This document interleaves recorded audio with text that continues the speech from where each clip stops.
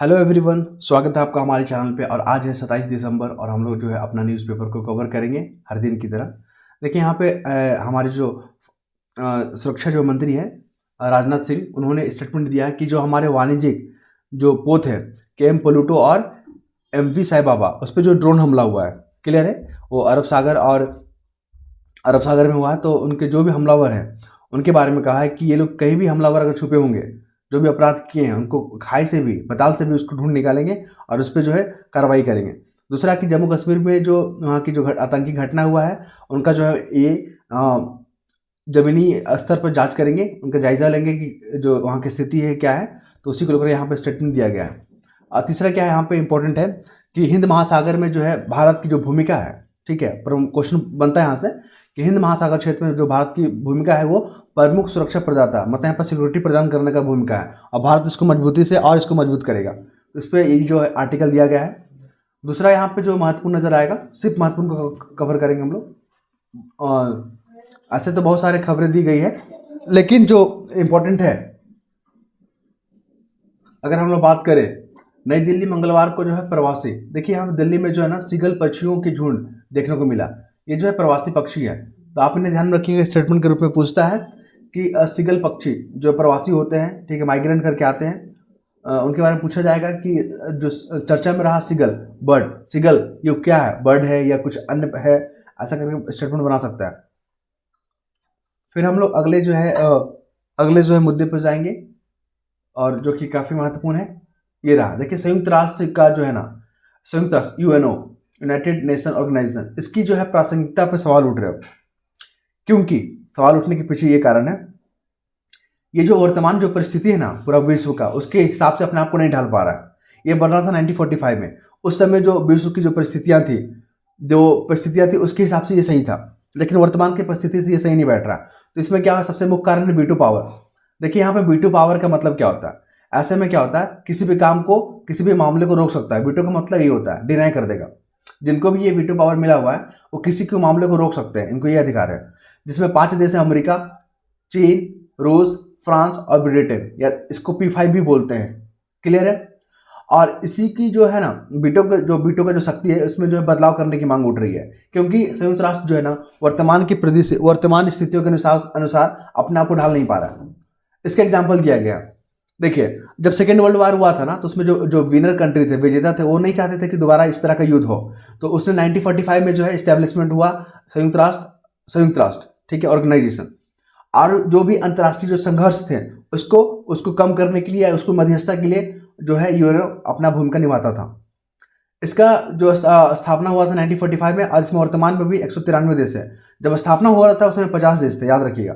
और सबसे बड़ा अंतर सरकारीय जो है एक संगठन है। कुल मिलाकर कहेंगे तो चार्टर एक्ट जो है, वहाँ पे संयुक्त राष्ट्र का चार्टर जो है, अनुच्छेद 1 क्या कहता है, इसका मुख्य उद्देश्य के बारे में बताता है कि पूरा विश्व में जो है, दुनिया में शांति स्थापित करना है। जैसे कि इसका क्या क्या काम है, उद्देश्य क्या क्या है, युद्ध रोकना, मानवाधिकार की रक्षा करना, ठीक है, और जो भी देश है उसके संबंध जो है संबंध को ठीक करना, मित्रवत जो है संबंध बनाए रखना, सामाजिक और आर्थिक विकास पे काम करना, निर्धन और भूखे लोगों की सहायता करना, उनका जीवन स्तर को सुधारना, बीमारियों से लड़ना, ठीक है, इनके प्रमुख उद्देश्य है। लेकिन ये अपने उद्देश्यों से विफल रह रहा है, और इसके कार्य जो संस्कृति है, जो कार्य प्रणाली, इस पर प्रश्न चिन्ह लग रहे हैं, और ये महत्वहीन होता जा रहा है। इसके पीछे का कारण है कि इजराइल और फिलिस्तीन जो युद्ध हुआ उसको रोकने में नाकाम रहा। फिर जो रसिया और यूक्रेन के बीच में जो है वो जो वार हो रहा है, उसको भी रोकने में जो है नाकाम रहा है। इसको जो है ना दंत विहीन शेर की संज्ञा दिया जा रहा है। दंत विहीन शेर, देखिए दंत विहीन शेर का क्या होता है, ऐसा शेर जिसके पास दांत ही नहीं है। अगर जिसके पास दांत ही नहीं रहेगा, मजबूत दांत, तो शिकार कहाँ से करेगा, वो चीज़ों को शांति स्थापित कहाँ से करेगा, इसलिए इसको दंत विहीन शेर कहा गया है। इसका और एग्जाम्पल देख लीजिए, जब इसकी स्थापना के बाद अमेरिका और वियतनाम के बीच में जो युद्ध हुआ था, 10 सालों तक चला था, उसको भी रोकने में नाकाम रही।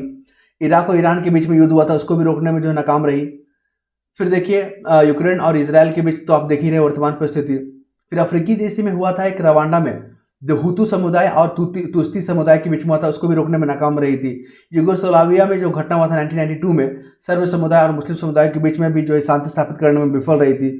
बोस्निया में जो गृह युद्ध को रोकने में भी यह जो है संस्था जो है नाकाम रही थी। तो इतने सारे एग्जाम्पल हैं।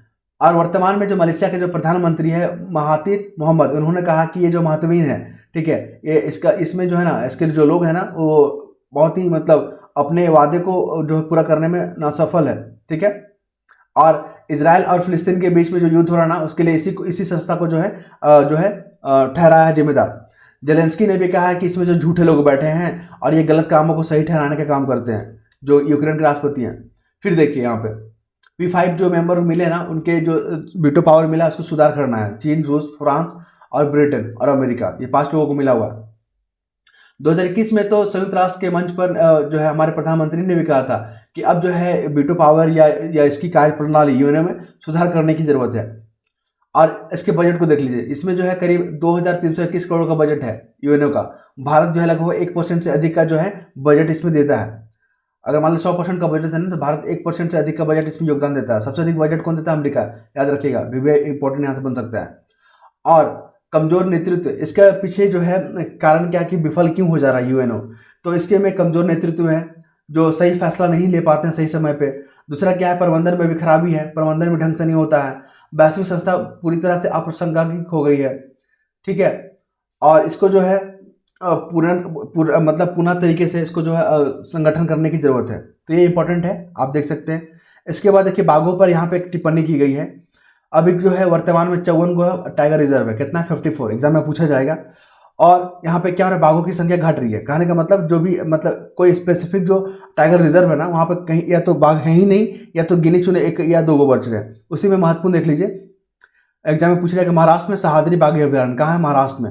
एक इंपॉर्टेंट, उड़ीसा में सतकोशिया बाघ रिजर्व, बाघ टाइगर मतलब टाइगर रिजर्व हो गया। मिजोरम में डम्फा, याद रखिएगा। तेलंगाना में कवल, अरुणाचल प्रदेश में कमलांग, ये सारे इंपॉर्टेंट है। और पश्चिम बंगाल में जो है बुक्सा टाइगर रिजर्व हो गया। फिर है अरुणाचल में नामदफा हो गया। और राजस्थान में रामगढ़ और मुकुंदरा हो गया। झारखंड में पलामू टाइगर रिजर्व हो गया। छत्तीसगढ़ में उदंती और इंद्रवती जैसे जो टाइगर रिजर्व देखने को मिलेगा। देखिए राष्ट्रीय बाघ संरक्षण प्राधिकरण, ये इसको याद रखिएगा, ये जो है पर्यावरण और जो मंत्रालय है, ये देखिए यहाँ पे लिखा हुआ होगा। यहाँ पे इंपॉर्टेंट फैक्ट यहाँ पर कलेक्ट मैंने किया था। एनसीटीए जो है किसके अधीन काम करता है? तो हम आपको दिखा दे रहे हैं, ये जो काम करता है पर्यावरण और जलवायु मंत्रालय। आई थिंक ये जो काम करता है किसके अधीन काम करता है, यहाँ पे लिखा हुआ था। ये यहाँ पे संस्था का नाम लिखा हुआ है। एनसीटीए के बारे में थोड़ा देख लीजिएगा। 1973 में जो एक प्रोजेक्ट आया था प्रोजेक्ट टाइगर, उससे क्या होता है, बाघों की जो संरक्षण के लिए और उसके आवासों को जो है मजबूती करने के लिए जो इस तरह का जो है अभियान यहाँ पे चलाया गया था। देखिए पर्यावरण मंत्रालय, याद रखिएगा, पर्यावरण मंत्रालय के तहत ये जो है एनसीटीए कार्य करता है। फिर हम लोग बात करेंगे जो इम्पोर्टेंट है, मैंने उसको टिक करके रखा हुआ है, डीप इफेक्ट। देखिए डीप इफेक्ट टेक्नोलॉजी पर चिंता व्यक्त की गई है। ये बहुत बड़ा अभी जो कंसर्न बना हुआ है देश के लिए। यहाँ पे क्या हुआ है कि जो यूज़ करता है, जो उपयोग कर पा रहे हैं आर्टिफिशियल इंटेलिजेंस का, और आईटी जो नियम है भारत के, उन्होंने बोला है कि आप स्पष्टीकरण रखें कि यूजर क्या नहीं कर सकते हैं। यहाँ पे मध्यस्थ की भूमिका निभाना होगा, ठीक है। और आर्टिफिशियल जो इंटेलिजेंस है जो उपयोग करके लोगों की छवि बिगाड़ने में या गलत सूचनाओं को प्रसार करने में जो है उसको रोकने के लिए मंत्रालय ने कहा कि आप यहाँ पे अपना जो प्रावधान को सटीक कीजिए, स्पष्ट कीजिए, ताकि यूजर को पता चले कि उनको क्या नहीं करना है। और भारत की जो आईटी अधिनियम 2000 जैसे दंडात्मक प्रावधानों में जानकारी दी जाए कि अगर आप ऐसा कृत्य करते हैं तो आपको ये जो है सजा भुगतना पड़ेगा। फिर हम लोग बात करेंगे जो महत्वपूर्ण खबरों में है, मैंने उसको मार्क करके रखा हुआ है, आप लोग इसको देख सकते हैं। सारे न्यूज़ इंपॉर्टेंट नहीं होते हैं, ठीक है। अगर आपके पास वक्त है, अगर आपको सही लगता है कि मुझे ये पढ़ना चाहिए, तो आप लोग जाके इसको पढ़ सकते हैं, ठीक है। इसमें कोई पाबंदी नहीं है।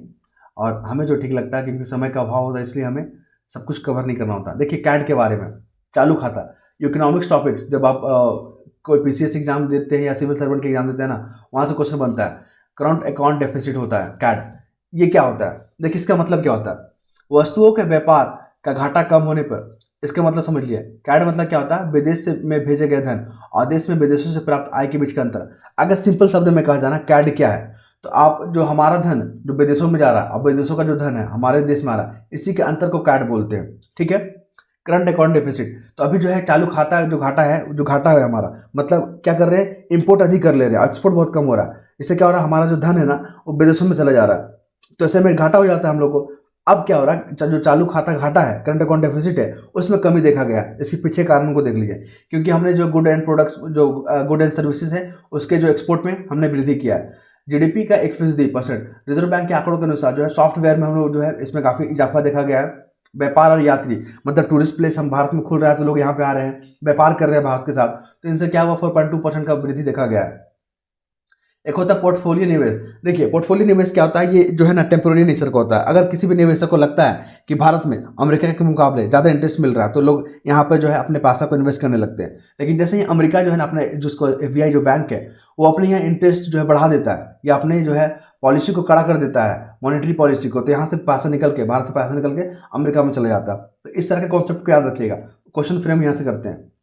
इसके बाद जो है महत्वपूर्ण नज़र हमें जो आ रहा है, ये देखिए ब्लैक फंगस जो एक रोग जो है ना, ये देश के लिए जो है स्वास्थ्य के क्षेत्र में काफ़ी महत्वपूर्ण चिंता बना हुआ है। देखिए इसमें जो ब्लैक फंगस क्या होता है, फंगस के कारण जो चेहरे का जो विकृति होता है, आपका फेस वगैरह हो ना, वो जो है ना बिगड़ने लगता है। तो इससे क्या होता है, जो मानसिक जो है चोट पहुंचता है और वहाँ से कॉन्फिडेंस में जो है कमी आ जाती है और इससे जो है भावनात्मक रूप से जो कमजोर हो जाते हैं। तो इसी को ध्यान में रखते हुए 3D प्रिंट का जो इस्तेमाल किया जाएगा यहाँ पे, चेहरे को फिर से रिपेयर करके और उसको इम्प्लांट करने के लिए बॉडी में। यहाँ पे पूरा ब्लैक फंगस के बारे में यहाँ पे बात की गई है। इसके बाद हम लोग बात करेंगे, देखिए संघवाद के बारे में।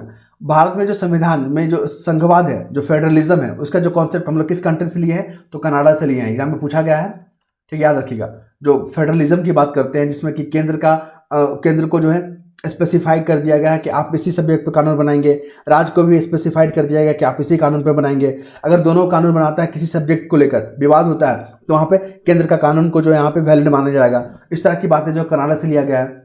तो यहाँ पे एक याचिकाकर्ता ने जो है दिल्ली हाईकोर्ट में एक पटिशन दायर किया और बोला कि देखिए संघवाद में जो है ना, संघवाद की जगह जो केंद्र सरकार जो शब्द का इस्तेमाल हो रहा है वो सही नहीं हो रहा है। फिर हाईकोर्ट ने बोला कि देखिए संघवाद जो है भारत का जो है एक मूल संरचना है, ठीक है, और केंद्र सरकार या संघवाद दोनों जो है पर्यायवाची शब्द है। अगर इस तरह के शब्द प्रयोग होते हैं तो संविधान का उल्लंघन नहीं होता। तो आप जो है और इसी बात को कह के उनका जो याचिका था खारिज कर दिया।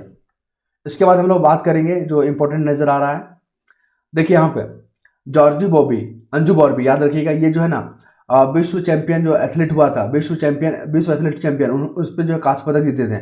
और ये लंबी कूद की महिला है, मतलब प्लेयर है ये, माफ़ कीजिएगा प्लेयर है ये, और इनको सम्मान से नाम लेना बहुत ज़रूरी है।